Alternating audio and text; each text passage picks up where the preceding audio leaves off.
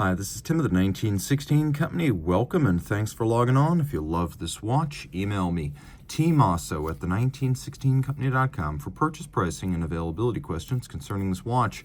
Today, we discuss a lovely 38mm platinum FP Journe Octa Automatique Réserve de Marche, 38mm in diameter in platinum. This one has a white gold dial.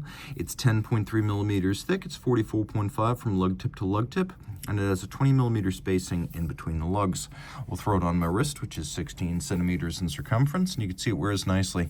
The watch is ideal for men and for women. The 38 case, which was discontinued after 2015, is highly sought for its elegance and versatility. It's also a more traditional size for Journe, which launched largely with 38mm cases. Now you can see the lugs even from over the top, which exaggerates the width of the watch. Those lugs are still inboard to the edge of my wrist, so I could recommend this watch for a wrist as small as 14 centimeters circumference, maybe even 13.5 if your wrist is very flat across the top.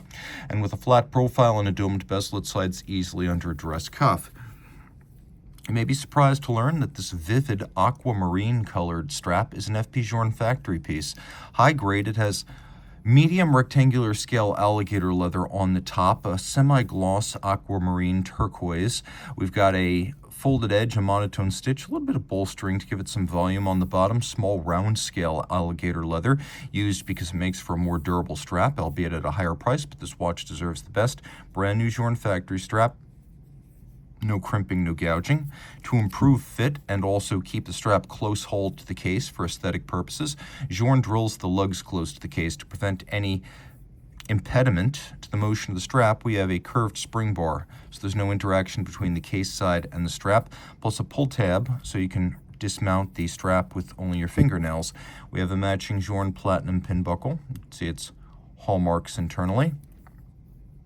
This case, French made, and you know that because it features the maker's mark of Eleanor of France, and then you can see the double French hallmark right there. I believe it's a double wolf head or a double dog's head. It's a double eagle on gold. And then you can see the Swiss hallmark too, because this was assembled in Switzerland. Eleanor stopped making the Journe cases around mid-2008. Now you can also see here, Journe references are very simple. This one is just A. Taking a look at the dial side, we've got white gold and matte finish. We also have a polished steel bezel surrounding the sub-dials, hours, minutes, and seconds. Now this is actually silver. It's textured and then galvanized silver white and then printed with the numerals and the sectors. You can see we've got a power reserve indicator. Some Journe watches, particularly those that feature chronomet in their concept or name, feature a reverse power reserve that indicates 0 when fully wound. This is a conventional power reserve. It indicates 120 when fully wound.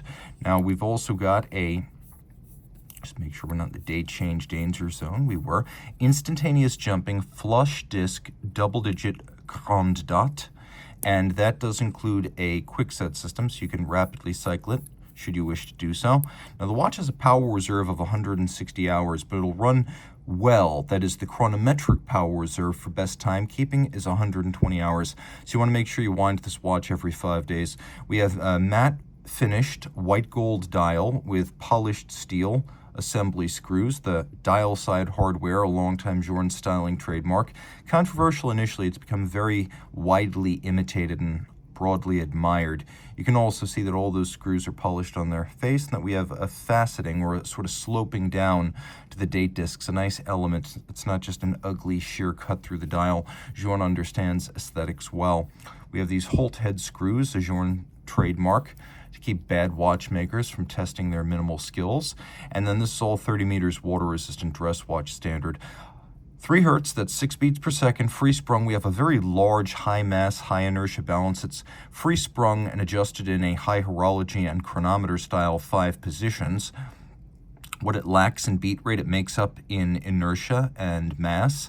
The free-sprung architecture, meaning that all of the timing adjustments, for the most part, you can always manipulate hairsprings. You can do a lot of little things, but the primary timing instruments are going to be these eccentric screws on the rim of the balance. They move in and out in pairs to change the polar moment of the wheel and thus allow for a very tight, precise regulation.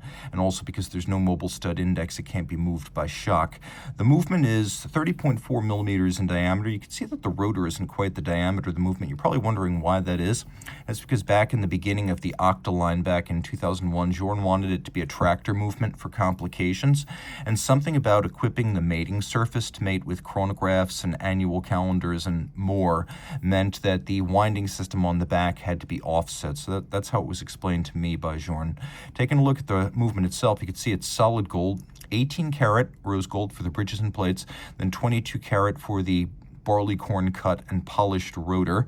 We have a single meter long mainspring that's only 1 millimeter thick, and the reason for that is that Journe found that it was very difficult to get an automatic movement to keep chronometer grade time on the wrist, because whereas a chronometer in a COSC test is going to be wound up on a regular basis, the irregular action of the winding rotor on an automatic watch as it's worn means that you might have power reserve at 24 hours remaining, 72 hours remaining, 50 hours remaining, 100 hours remaining, and that fluctuating energy and the resulting force to the escapement meant that automatic watches did not generally keep good time like manuals when they were actually worn on the wrist. So Journe's solution to that, rather than including some sort of expensive remontoir differential or fusee, was to actually create a super flat torque curve on an ultra long but ultra thin mainspring, so that one huge mainspring has a torque plateau rather than a torque peak. As a result, between essentially drop dead and 5 days of power reserve, that whole 120-hour arc advertised on the dial, that is where the torque is flat and the force to the escapement is almost constant. So it doesn't matter whether the automatic winding watch has 24 hours, 60 hours, 84 hours of power reserve. As it winds and discharges, it's going to keep good time. It's going to be isochronous, but only if you keep it in that 120-hour power reserve. It'll run for about 160 hours before it stops, but by the time you get past 120, it's not going to be keeping great time anymore. Now you can see that the movement is a 1302, so changes have been made here. The initial version would have been brass, and then it would have been rose gold, and then it would have had a unidirectional winding system. Changes have been made over the years. The original version was the Octa 1300. And then this watch, of course, quite massive for its size because of all the precious metal that is inside it. The watch is heavy for its size.